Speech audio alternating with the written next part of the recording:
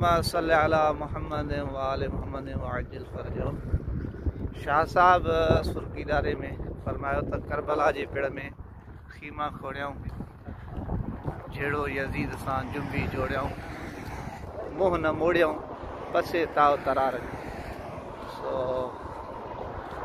जीअं त दोस्तो असां राति ऐं मोमिन जे घर में रहियासीं ऐं सुबुह जो नाश्तो करे हींअर वरी रवां दवा आहियूं करबला जे रस्ते, इश्क जे रस्ते में।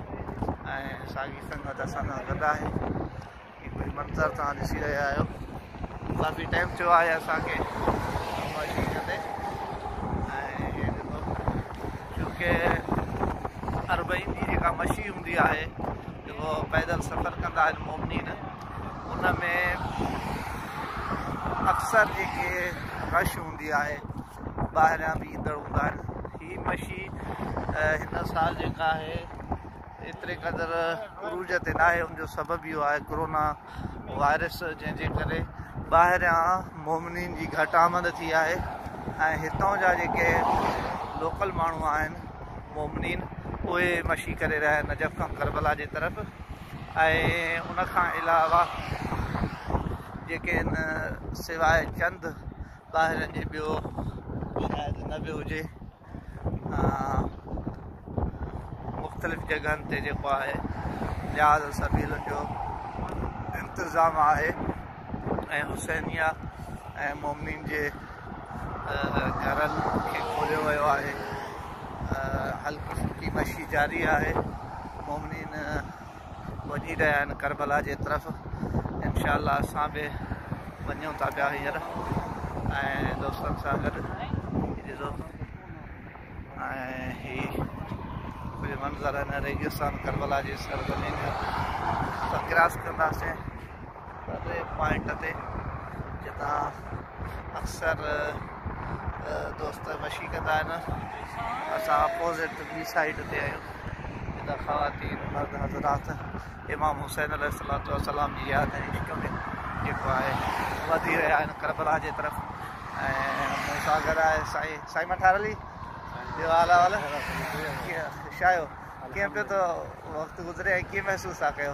अल्हम्दुलिल्लाह साईं, सफ़र इश्क आहे, करबला जो सफ़र आहे। माण्हू अल्फाज़ में बयानु नथो करे सघे। असांजा तमामु आमाल हिकु तरफ़ हुसैन लजपाल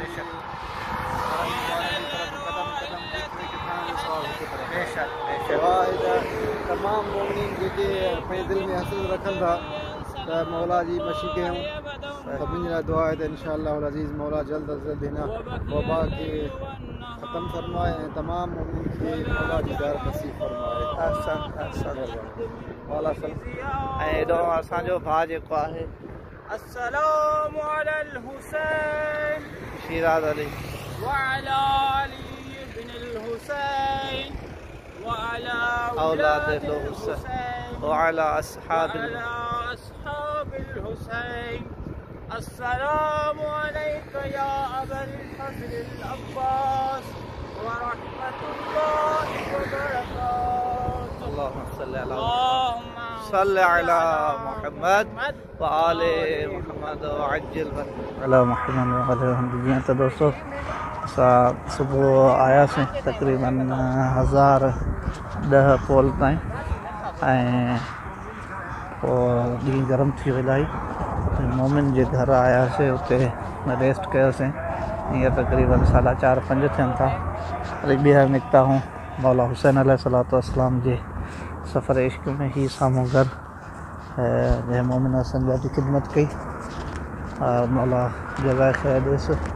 तमामु अहबाब दोस्तनि केॾी प्यारनि भाइरनि जे तरफ़ां नियाबत में मशी कयूं था।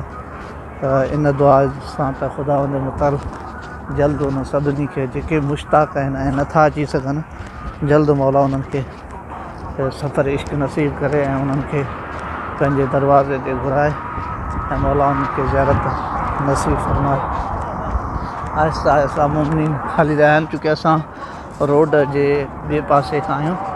असुल जेका मशी थींदी आहे इहा साम्हूं जेके घर तव्हांखे नज़र अची रहिया आहिनि, हिन रोड खां परियां आहे रस्तो। जितां खां के इन पासे खां कुझु मुश्किलात नज़र अचे ऐं बार बार दोस्त अहबाब मिलनि पिया रस्ते में जेके सुञाण वारा हुआ इहो चवनि पिया त साईं गॾिजी हलो इन जे करे दोस्तनि हर कंहिंजी हिकु सोच आहे हिकिड़ी तबियत मिले या न ऐं हीअ हाल आहे दोस्त हलनि था पिया ऐं हीअ रोड हली रहियो आहे जेके करबला जो हितां खां तव्हांखे ॿुधायूं त तक़रीबन इहे जेके पोल आहिनि लाइट पोल जेको तव्हां ॾिसी रहिया आहियो जंहिंते शहीदनि जूं तस्वीरूं वग़ैरह लॻल हुन करबला ताईं तक़रीबन 1300 पोल आहिनि हींअर असां 1010 पोल ते पहुता आहियूं तक़रीबन अञा 300 पोल लॻभॻि ईअं सम्झो कि 15 खां 20 किलोमीटर अञा बाक़ी आहे पंधु ऐं इंशाअल्लाह ॾींहुं इलाही गरम आहे ऐं हींअर ताईं जेका आहे मोमिनीन अञा आराम में आहिनि देरि सां निकिरंदा तंहिंजे करे नज़र नथा अचनि ॾींहुं गरम हुजण जे करे दोस्तनि सलाह ॾिनी असां निकिरी हलिजे ताकी जीअं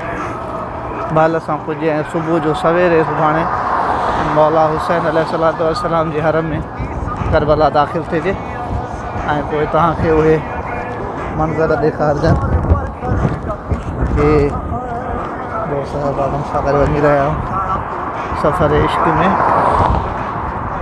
इन उमेद ते मौला सलामत रखे